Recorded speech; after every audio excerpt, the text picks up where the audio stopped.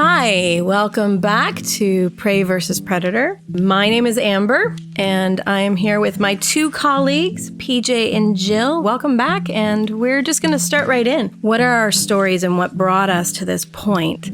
And for you as an audience to get to know us, because sometimes we can just be voices. So we want you to know who we are and to paint a picture for our experience of dealing with or being in relationship with a predator. And for you to know as an audience, hey, that sounds like my story. And what tools can I learn from their stories that will help my situation? So, Jill. This is big stuff. I was saying to my colleagues, I wonder what I'm going to say. That's exciting. I've written notes, but when I open my mouth, what's going to come out? Who knows? Who knows? So I guess just a little bit about myself. You know that I'm a hospital supervisor. You know that I'm a music teacher. You know I have 5 kids. I was a preacher's kid growing up, and I'm also an only child. And being an only child, there's a lot of pressure to be quite special because you're it, right? There's not another sibling that the parents can look to. It's you. And also when you're a preacher's kid, everyone looks at you. Life is in a fishbowl. And it was really impressed on me that my dad needed to be kept happy all the time. Oh, wow. So when you're in a church setting, any sort of a faith community, when there are politics and people leave the church, that was extremely hurtful for my dad. That loss of relationship, the church getting smaller instead of the church growing. And through that, I guess I adopted the stance of I needed to keep the man in my life from getting discouraged, from ever feeling sad. And certainly the greatest thing for me to fear is a loss of relationship. So when I met my first husband, my first partner, my mom had sort of groomed me that the greatest sense of purpose that I could ever experience would be to be acceptable in the eyes of a man. And my parents sort of gave me the impression that I was a bit of a pariah. Like, I remember when I graduated from high school, my dad went up to my prom date and he shook his hand and he's like, "Thank you for taking my daughter to graduation." Almost like, this must be such a burden for you. Oh. Thank you for lowering yourself. And it's probably not what he meant, but it's how it was perceived. Anyway, when I met my first partner, we connected right away. He was tons of fun. I was tons of fun. He was a big extrovert. I was a big extrovert. We had a great time together. In a lot of ways, we were able to connect on a relational level, but not necessarily an emotional level. And I think it's important to sort of to differentiate. And we would go out, we would break up, we would go out, we would get engaged, we would break up, we would go out. And so we were very, very on again, off again. And for 8 years. For 8 years, yeah. And the off again, I would break up with him every time because everyone around me was saying to me, "This guy is not good for you." But I really held to the idea that, you know what, all this guy needs is the love of a good woman. And once he is loved well by me, the sky is the limit. I saw what we could be. I saw that we could be this amazing power couple. I thought that we could tell amazing stories because he had so much to offer. I had so much to offer. So finally, we did get married, and in our first podcast, I told a little story about our honeymoon. We had been on our honeymoon for 3 days, and he decided that he was bored and that he wanted to come to go back home so we could open all of our wedding gifts. And really what that was, he was saying to me, "You know what? you're not that fun. Now that I'm married to you and now that all the excitement is over, you're just not that fun. And that really hurt. Like, it really hurt. I remember being in the shower and just crying. I remember I was using Dove body wash. Why do I remember it was Dove original body wash? That was the smell. And I was just so sad. Anyway, I really, well, he was my husband. I so wanted to connect with him on an emotional level. I wanted to attach to him, and he would just become so angry with me. And he would say, you used to be so much fun before we got married. So fun was a big thing. So fun was a big thing. But for me to have needs, like emotional needs, material needs, financial needs, it was way too much. That was not something that he was interested in fulfilling at all. You know what? He could be kind when he wanted to be kind, or when he wanted something. He absolutely could be kind. But really, our relationship, married 15 years, was really fueled by, I was terrified that he was going to leave me, because I knew right away from the beginning, from our honeymoon, he wanted to leave. 3 days in. Well, and this, if we could take a little moment to really reflect on what you just said, and we had talked about this in our first podcast when you shared a little snippet of that story, but I want to reiterate it here. One of the techniques that the predator uses is to threaten either directly or indirectly, in this case indirectly, the relationship.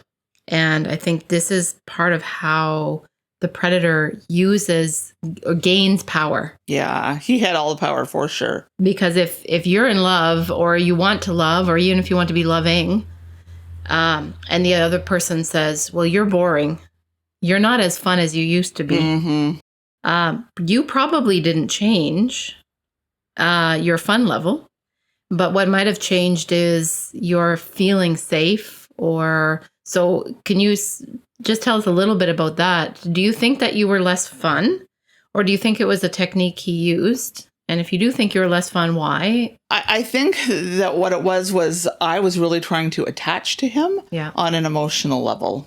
My parents had, I think, a reasonably healthy marriage, and they needed each other. I was not able to need him. He could need me for things, but I could not need him for things. So he even went so far as he changed bank accounts, and he had all of his money put into his bank account, which he would not share with me, so that if I wanted to buy food for the family, and if I wanted to buy clothes for the family, if I ever wanted to get my hair done, well, that money would have to come from somewhere, but it wouldn't be coming from him. Oh, so even the need that you had to feed your family, right, would not be something that would be given. Right. So that's a huge power differential. Oh, it was a huge power differential. Yeah. So you said in connecting that he did not, like, you did not connect on an emotional level until you were married. Well, right. I would say we looked very good. Like, if you looked at us, like, oh yeah, you guys look like you would be a good couple. We are both super type A, super driven, super outgoing, and so you would see us as a couple that had a lot of good stuff going for them. But unfortunately, we weren't able to translate that into an intimate relationship. So here's a question: is what was in you that you did not require that of him when you were dating? Yeah, that's a really good question. I think I was brought up that that sort of intimacy didn't happen until after you were married. Oh, interesting. And so I think, I knew couples that didn't even kiss before they were married. Like, it was a different time. And so, I read stories about arranged marriages where the two partners, they didn't know each other at all before they got married. So for me, I was happy to just be his friend until we were married. Oh, and then, okay. And then when I expressed needs for help, needs for support, needs for a partnership, that was unfortunately not an option. At what point, Jill, did you realize that there was a problem? Did you realize right away? Did it take a while? Well, I guess hindsight is 2020. Okay, I came in to the relationship being completely afraid of a loss of relationship. Mm-hmm. And right from the get-go, right from our honeymoon, he tried to leave. This is not fun. After year 5 of our marriage, he threatened to leave consistently. And the more he threatened to leave, the more frightened I became. The more I tried to please him, over the top. If only I could keep him happy, then he would stay. I'm just curious about that, wanting to leave, because I know in my family, my mom with my father would threaten that consistently. And I'm just wondering if that's maybe one of the little markers. I think part of how the power dynamic gets shifted in a very nuanced way is when one of the partners wants the relationship a little bit less than the other. Yeah. And it could be a lot less, or when they're dissatisfied or they're not happy. And you have to have that combination of the person withdrawing and then the other person taking responsibility and believing that they can fix it.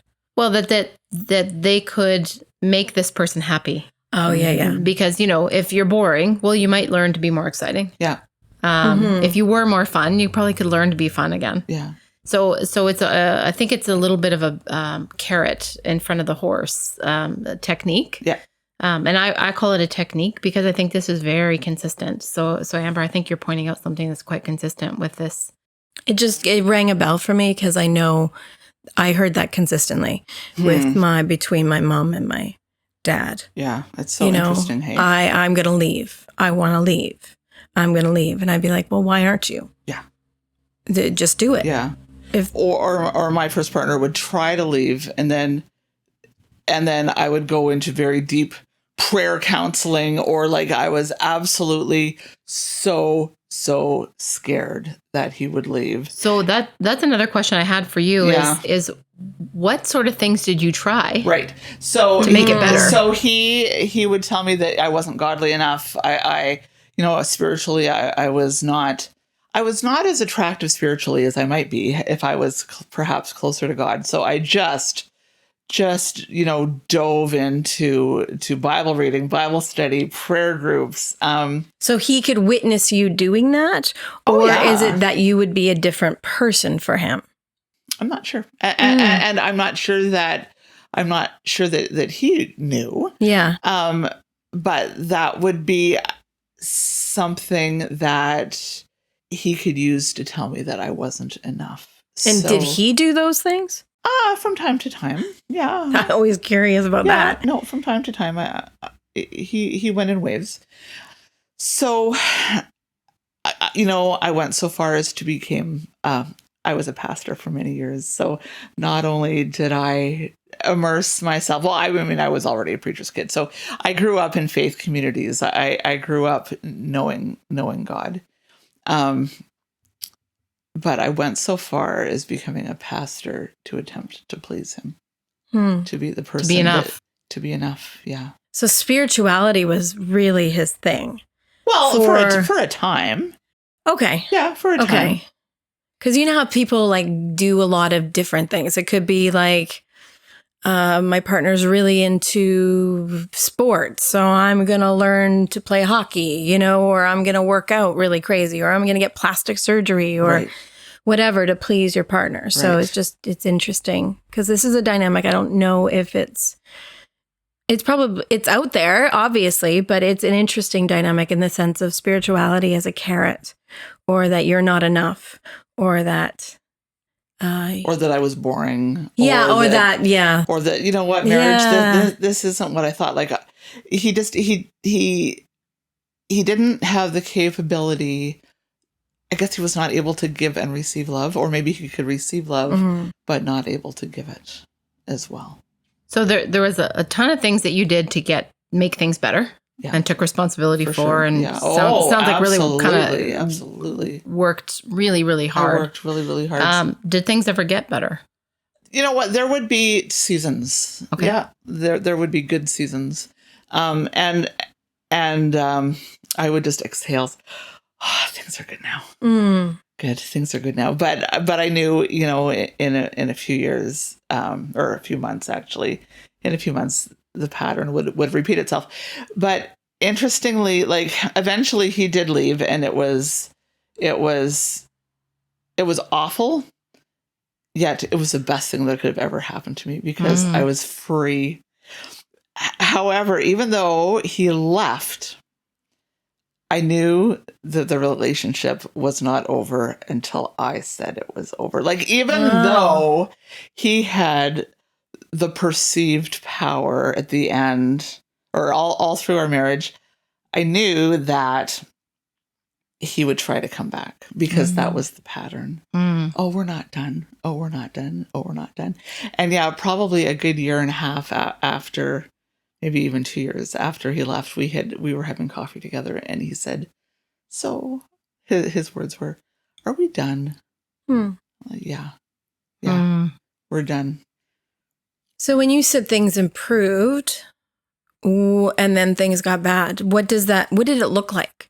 Like, were there certain things that he would do when things were good, and certain things he would do when things were bad? Just signs, or you're like, oh no, that again? He would be unfaithful to me when things were bad. Oh, well, that's a big sign. He would okay. be faithful to me when things were good. Oh, wow. And you knew when he was unfaithful? Yeah, because he felt that honesty and openness was important to the marriage. So he'd just come back and say, yeah, I've been with this person. Really? Yeah. Wow.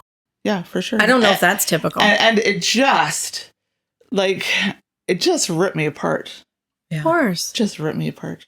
Because I think one of the important things that our listeners need to understand is that there are certain things that you tell yourself. There are certain things that you believe. The stories we tell ourselves. Yes. What were the stories you told yourself that helped you or allowed you, might be a better way to phrase it, to stay in the relationship? What were those? Well, I think that denial can be a wonderful friend. Okay. Because I think if people don't, I think it was too horrible for me to really realize what was going on. And I think if I would have actually known how much he was hurting me and the devastation of it all, it would have overwhelmed me. But wow. I think that denial can be a great friend. So you lived in a sense of denial? Correct. That if you know what, I'm just going to pray more. Okay. I'm just going to be kinder. I'm just going to be more fun. Going to be more fun. I'm going to have more games. Going to be the best mom. Just going to be the best mom. At what point did you know this was abuse? I don't know that I think it was much later. After he had left, I didn't have the language that it was abuse. He had moved out of the house for about a year, and he started coming back unannounced, and he would start coming over every night to have supper with the kids, and he had his nights. He was supposed to be here at the house Mondays and Thursday nights, for supper with the kids, but it happened that he was over Monday, Tuesday, Wednesday, Thursday.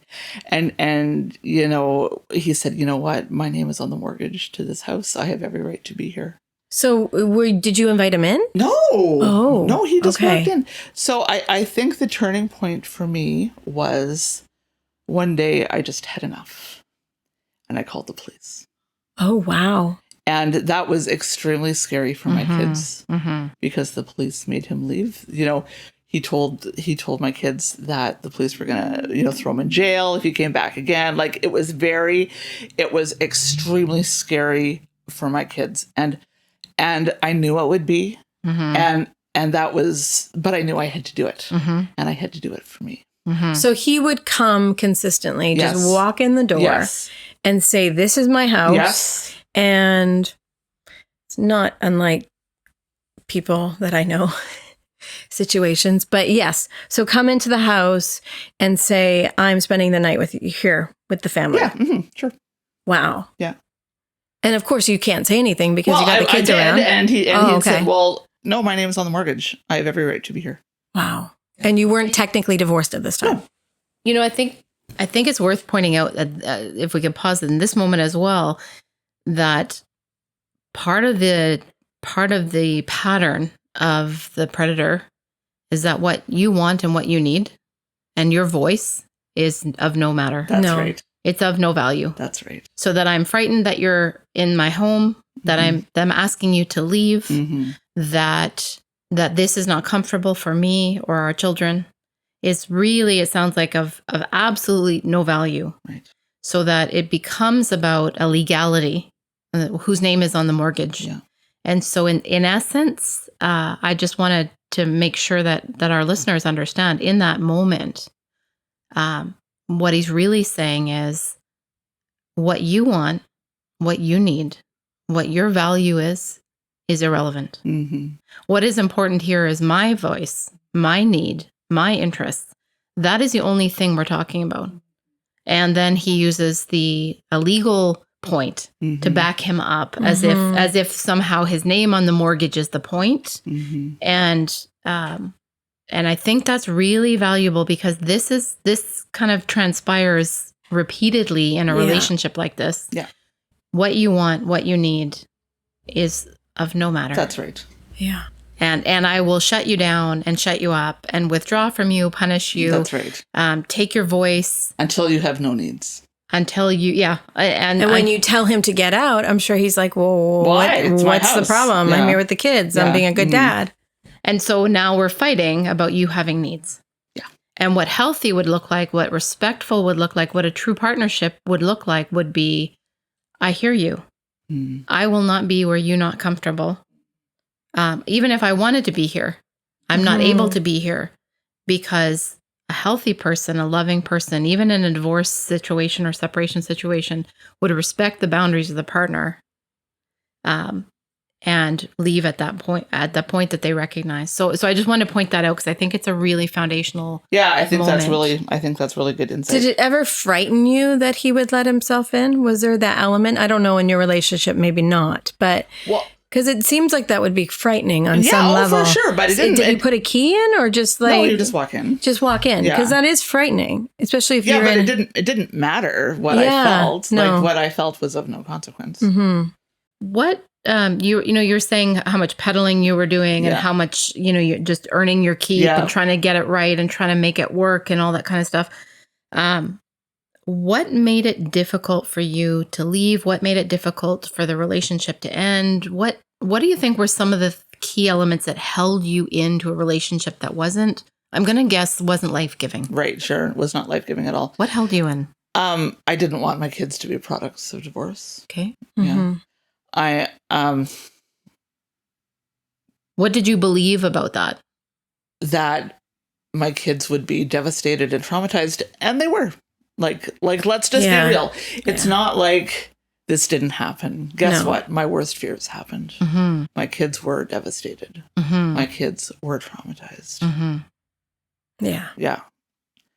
So a lot of people say, oh, our deepest, darkest fears, they're not going to happen. But actually, sometimes they do. Yeah. Sometimes they do. So trauma to your kids held you in? Yep. What else? Well, definitely the faith system that we were a part of. Well, I was a pastor. Pastors do not get divorced. Right. Like, what a shame. Like, am I going to have to resign now? So now I'm a single mom, and am I going to be unemployed? And that didn't happen, by the way. The church was really good to me. Did you ever struggle with people believing that or understanding why you got divorced? Like, you must have done something wrong. Or like sometimes with this type of abuse too, people they don't see the bruise. They don't see, the broken arm. It's one of those things. I think that people saw my first spouse much more clearly than I saw him. And honestly, after he left, I've only had support. That's amazing. Yeah, it really has been amazing. How long do you think it took you between sort of realizing that there was a problem and trying all these different things, all the prayer and being a pastor and that how long did it take you between kind of that realization and by the time you were able to get out? Well, I think like I never got out. He left. Okay. But by him leaving, it was just the most wonderful thing because all that fear was gone. Wow. Yeah, all that fear was gone. I remember during that point, I held on really tight to this marriage, like really, really, really, really tight to this marriage. Something that happened, which was just so significant, was I was talking to my counselor and she said to me, "Your husband has chosen to live a life which does not include you." And she wrote it in an email so I could see the words written out. And being able to actually see, he has chosen to live a life which does not include you. And how did that hit you? Okay. That's it. Oh. That's it. Black and white. Black and white. And that's what I needed. Yeah. Well, it sounds like you're that type of person too. You're a little bit more black and white, Some people might see that and go, well, no, he doesn't know what he wants and da-da-da-da if I do this, but you've had enough. Done. Yeah. What were some of the things that he left? The relationship started to obviously become something different. Yeah. What were some of the challenges that you faced during the time that you had, when you got out, essentially when he had got out of the relationship? Yeah. But I knew that he'd come back. Right.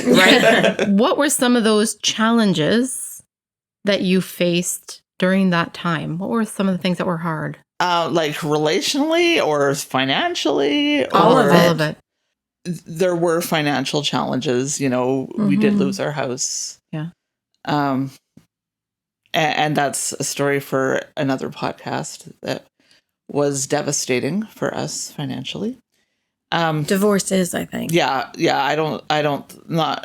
are a few people that get out of divorce unscathed financially, for sure. What was hard was, again, what I've talked about, my kids' devastation, my kids' trauma. Yeah. That was the biggest challenge. Yeah, that loss of a dream, right? Right, yes. How long ago was this again? It's been over a decade. Okay, so there's enough distance.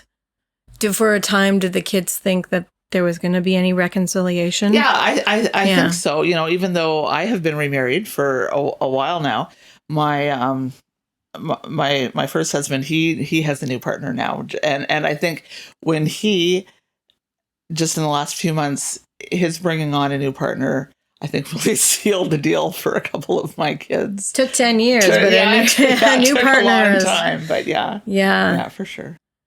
What would you tell yourself as a young woman dating or seeing this person that you wish somebody had said to you? Oh, the thing is, I don't know that I would have listened, because I honestly felt like all he needed was the love of a good woman. Like, I could love him into a wonderful marriage. So were you pursuing him, or? We were just really good friends. Okay.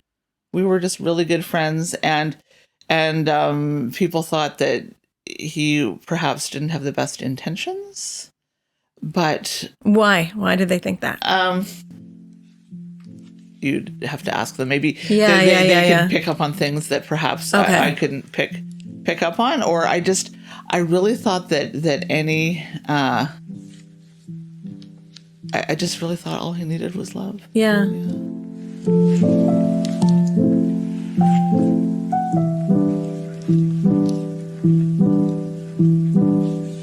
What advice would you give somebody? I know some of the people that are listening now might be in similar situations. They might have people they love in a similar situation. What advice would you give people who are sort of in that process right now where they find themselves pedaling really hard? It's not getting any better. Worried about leaving for the kids. Yeah. Having a Kids- spiritual connection. Yeah. Kids devastation, social devastation, financial devastation. Yeah. What advice, what would you say to them? So like their worst fears could come true. So let's just be realistic here. Okay. You might lose a lot. Yeah, you might. Rip off the Band-Aid. It might hurt. Yeah. And you know what? You can't go around it. You can't go over it. You can't go under it. You have to go through it, and you have to do the work. No one else can do the work but you. No one else can just pray a prayer and have things magically fall into place. You've got to do the work, and it's hard. But I'd also like to say that there's life after death. There is good life after death. But without without death, there can be no resurrection. And so if people are in a place where they need to experience resurrection, for that to happen, there needs to be death. And so I think we often just do everything that we can not to allow death of a relationship to happen. Just hold on. But without that death, there can be no rebirth. Tell us a little bit about rebirth. What's your rebirth been like? Oh man. And thank you for that. I feel like I feel like an amen. I know. I feel like the minister just came out there. By the way, I still have amen. I still have Preach a little bit of that. Tell us about rebirth. I think rebirth is being given new dreams to dream. Yeah. It's not that the old dreams were bad. Right. The old dreams were good. But I have new dreams. I have new relationships. I have some of my old relationships. My kids are forever changed, but they're okay. Yeah. Thank you so much for sharing with us. Yeah. It means the world to us that you share this, because I know it's not easy to share these things, and I certainly have been witness to. You have the whole to both the death Yeah. and to the struggles, The new life. and to the resurrection, which is such a beautiful place. And I want everybody to really, anybody out there who is listening, who's in the midst of death or is scared of it, we also want to offer you hope. We also want to offer you an understanding that new dreams, new relationships, new beauty, and new possibilities are out there. And it is a very, very beautiful thing to be resurrected and given new life and new meaning. And I think one more thing, I think that especially if you're in a faith community, your marriage can be seen as an idol, or you can make your marriage an idol. Yeah. Your marriage is not more important than anything else. It's not more important than the people in the marriage. That's right. Yeah. That's right. That's really okay. Say that again. Your marriage is not more important than the people in your marriage. Yeah. And there's so much fighting for the marriage. If the marriage is unhealthy or damaging to me, then perhaps it shouldn't be saved. Because at some point we will talk a lot more about the damages that occur when you stay in this kind of relationship, because it is not it's not a cost-free relationship to be in for any length of time. No. And I think the costs add up. We'll definitely cover that at a certain. Yeah, and definitely I had made my marriage into an idol, and I worshipped my marriage. Yeah. It's easy to do. Yeah. I am curious. This is a really great place to kind of wrap things up, but I'm just curious, what qualities of you as a young woman that were prey-like, that are lovely, that maybe your predator saw and sought out, or else didn't value? Right. I think I'm a strong woman. And I'm very competitive, and I'm super driven, and certainly he weaponized that and made it a laughing stock. So he didn't appreciate that part of you. No, he saw it as a weakness. Like, if you were as evolved as I was, you wouldn't need to be competitive. He would never play games. Was he just a bad loser? I think so. Yeah, he would never play games with me because I was too competitive, and he saw that as a great personal weakness. I guess so. Maybe, I don't know. Yeah, I don't know. Yeah, but definitely, I think a lot of the things that make me me. Yeah. Yeah. Well, we want to celebrate them. What else?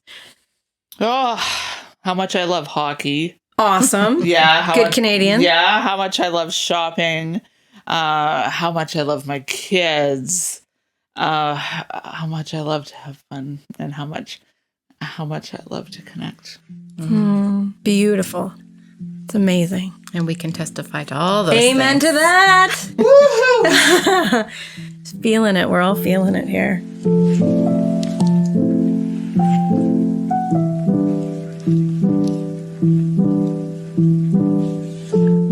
One of the things that I think we want to talk about here too is the difference between a healthy relationship and an unhealthy relationship, between two preys in a relationship and a prey and a predator.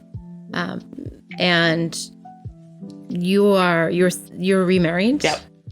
And did you remarry a predator? Oh. Were you scared? Were you scared that you would marry a predator? I was not scared that I would marry a predator. I know that when you remarry, like when you enter a relationship, there are no guarantees. Mm-hmm. So I made the best decision that I felt I could make at the time. Again, I didn't care so much about me. I just didn't want to traumatize my kids anymore.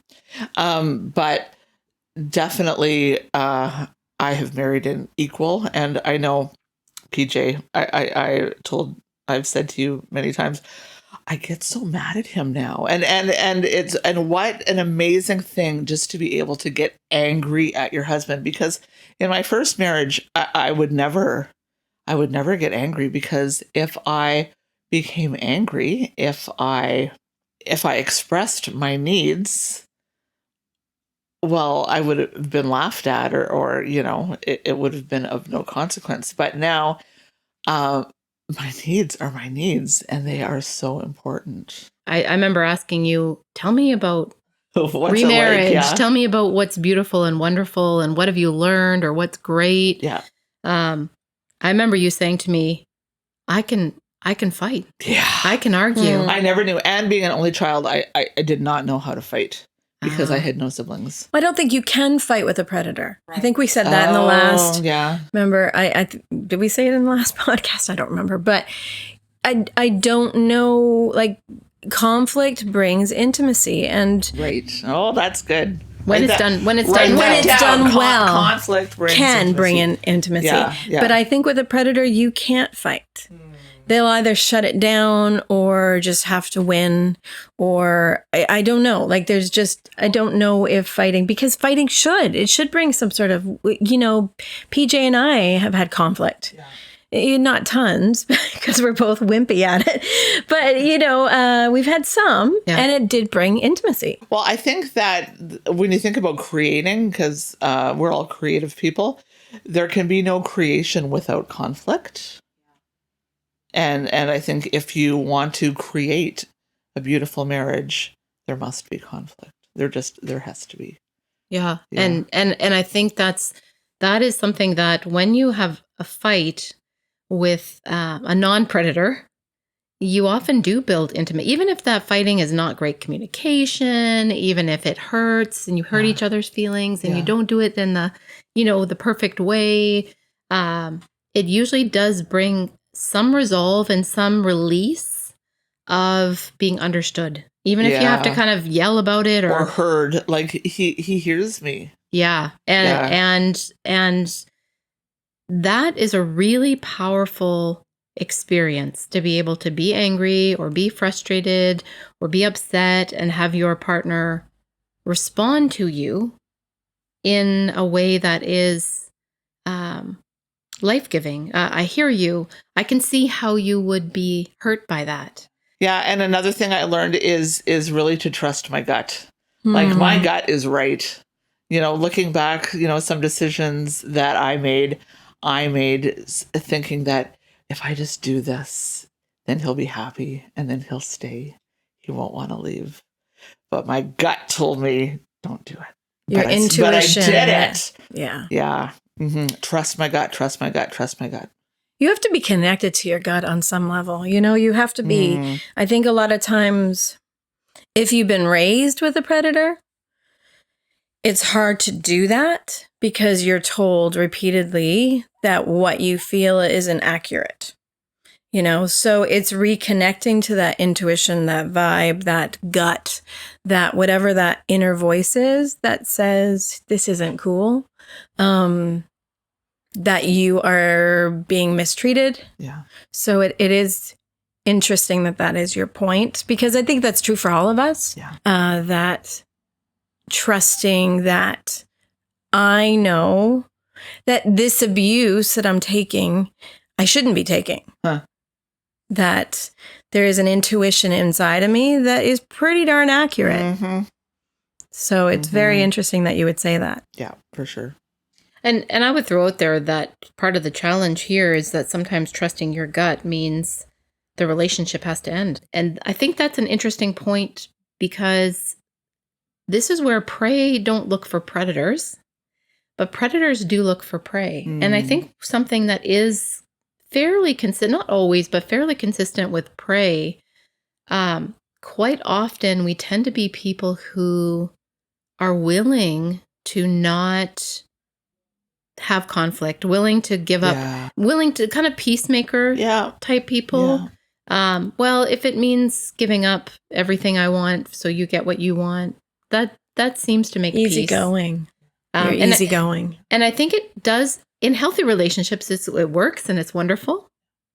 But in unhealthy relationships, I think the cost of momentary peace is abuse, and is an continuation of abuse. And there's only one person who's going to be abused, and that is the person trying to make peace. That's right. And that's so good. So I think that the price of peace when you're dealing with prey and predator, the price of peace is that the prey will get weaker and more fragile and will disappear more and more and more as we progress.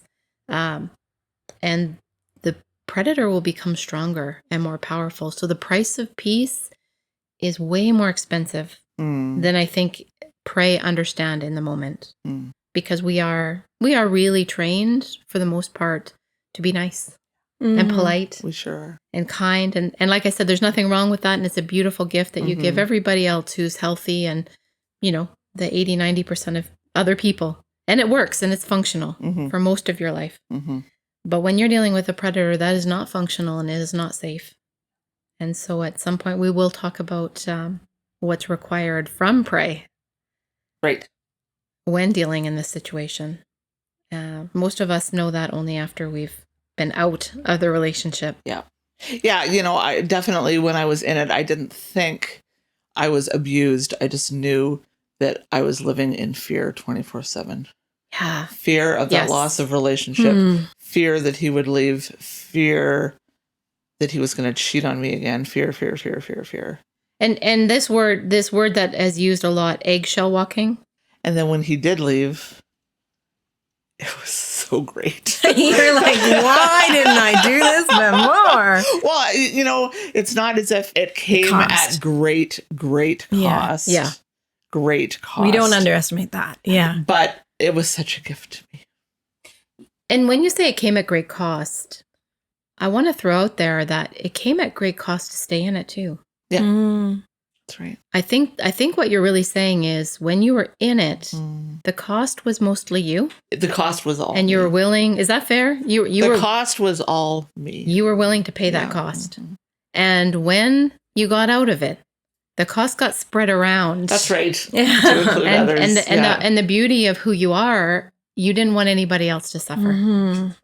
But I also think that part of the beauty of what people who love you got to do in that moment is they got to love you back.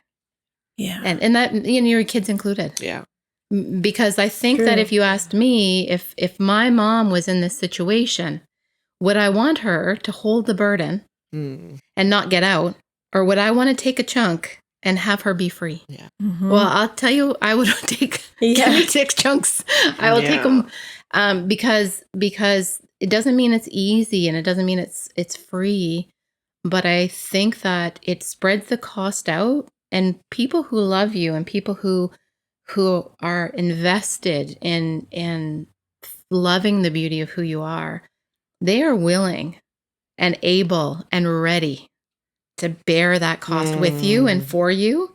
And and that is one of the most beautiful gifts. Don't just give it to yourself.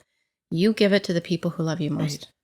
It's called being seen. Yes. Yeah. Yes. And that's scary because sometimes we don't want to be seen. That's right, because there's a great cost to being It's seen vulnerable too. That's right, and you can be rejected. You can experience more pain. Completely. But like I said, I did not experience that from the people around me. Right. I only experienced good, and I'm sure people did talk, but I didn't hear it. I just heard good. Yeah. And I think that's such a beautiful testament. Yeah. So thank you, Jill, for sharing with us here today. You have one more question. I do have one more question. I was thinking about the somatic, which is the body sense. Yeah. Was there anything somatically that happened for you while you were in the position? Like when the body says no? Yeah, that Good idea question. of like Good those type question. of somatic sensing. There's a lot of things about, we have this intuition, sensory knowing, what's it called in polyvagal? Neuroception. Yeah. So you have a sensation, something's off. And sometimes our body is the first thing that kind of tells us that. For me, it was, I have needs that aren't being met. So I would just compensate for those needs by eating, because then those were some needs that I can meet this need. I can meet this need. In this moment, instantaneously. Yeah. Was anything else for you? Not really. Okay. No, I surprisingly, I managed to stay quite healthy through it all. That's great. Yeah, it really is. Yeah, because often our bodies will tell us. That's right. Tell us some things. Yeah. But yeah, it's interesting how our body is making us aware of something. You know what? I think I cried a lot. Actually, I cried every day. So there was a grief. So there was grief. There was definitely a grief. Did you know what that grief was? Oh, yeah. Or I knew I was grieving my marriage. Oh, for sure. I grieved my marriage since day one. And after he left, I stopped crying because I had already grieved. Well, even now, I still get teary, but the tears are... Could be joy. Tears don't mean that, but... Yeah. But our bodies will often, like if I'm doing, like I do a lot of this movement work and stuff, and I say that my eyes are leaking. Yeah. But it's just because your body is waking up. And sometimes when we're in these situations, our body is shut down. Yeah. And our body is kind of saying, hey, something's off here. Yeah. So yes. So I would say I cried all the time. If you feel like you are in a relationship where you are regularly having to walk on eggshells, please reach out to us. We are here for you. You can check us out on social media at Pray versus Predator. The link can be found in the description of our podcast. Thanks, everybody.